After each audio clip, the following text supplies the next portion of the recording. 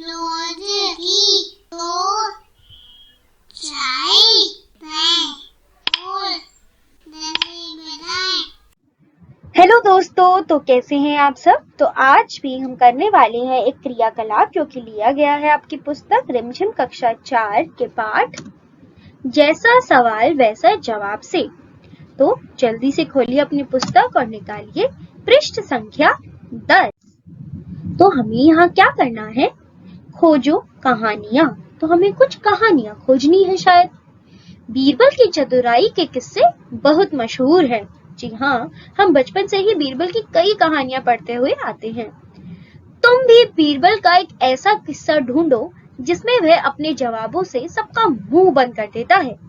और फिर क्या करना है, बीरबल की तरह बहुत से अन्य व्यक्तियों की हाजिर जवाबी के किस्से प्रसिद्ध हैं, उनके नाम पता करो।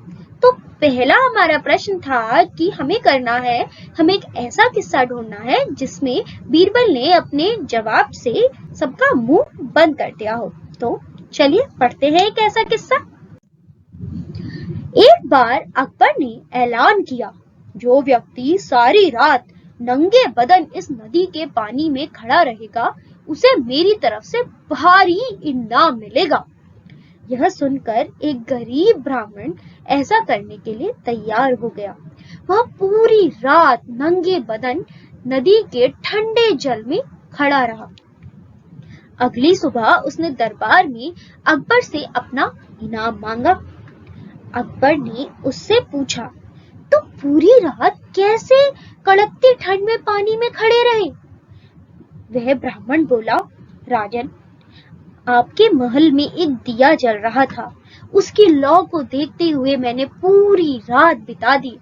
सोचो कितनी ठंड में वह बूढ़ा गरीब ब्राह्मण उस पानी में, ठंडे पानी में खड़ा रहा होगा, है ना। पूरी रात उसने बस एक दिए की लौ को देखते रहते बिता दी। अब इस पर मेरे ख्याल से तो अकबर को बहुत खुश होना चाहिए और उसे ढेर सारा इनाम देना चाहिए। पर कैसा होगा, तो चलिए पढ़ते हैं आगे। इस पर अकबर बोला, हे ब्राह्मण, फिर तो आप इनाम के हकदार नहीं हैं। उस दिए की ऊष्मा से ही आपको गर्मी मिली है। अतः अकबर ने इनाम देने से मना कर दिया। अरे, यह क्या किया अकबर ने, मना कर दिया। उसे लग रहा है कि जिस दिए को वह ब्राह्मण देख रहा था उसमें से ऊष्मा यानी गर्मी निकल रही थी, और उसी गर्मी की वजह से वह पूरी रात उस ठंडे जल में, उस नदी के ठंडे जल में खड़ा रहा। पर क्या ऐसा होना मुमकिन है कि कोसों दूर जला हुआ दिया क्या ऊष्मा प्रदान कर सकता है? देखते हैं इसमें बीरबल क्या करते हैं। बीरबल को ये अच्छा नहीं लगा।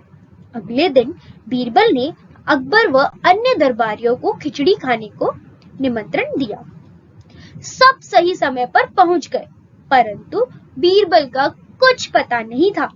भूख के मारे सबका बुरा हाल था।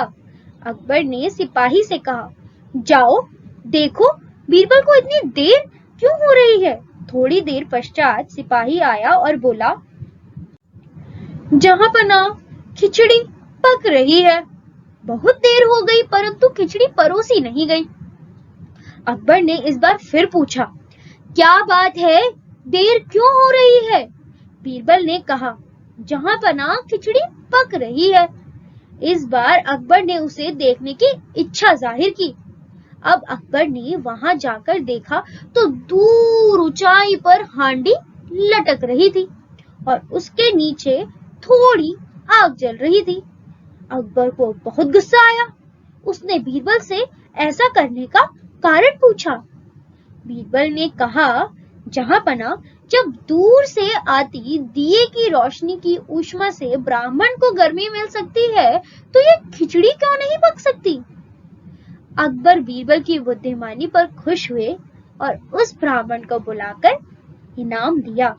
तो किया ना बीरबल ने बहुत ही अच्छा काम। उस ब्राह्मण को बिल्कुल इनाम भी दिलवाया और इंसाफ भी। तो कैसी लगी आपको ये कहानी? मुझे तो बेहद पसंद आई। अब चलते हैं अगले प्रश्न पर, जो कि था, बीरबल की तरह बहुत से अन्य व्यक्तियों की हाजिर जवाबी के किस्से प्रसिद्ध हैं। उनके नाम पता करो। तो कुछ नाम जिनके हाजिर जवाबी के किस्से प्रसिद्ध हैं वह लोग हैं, पहला तेनाली रमन,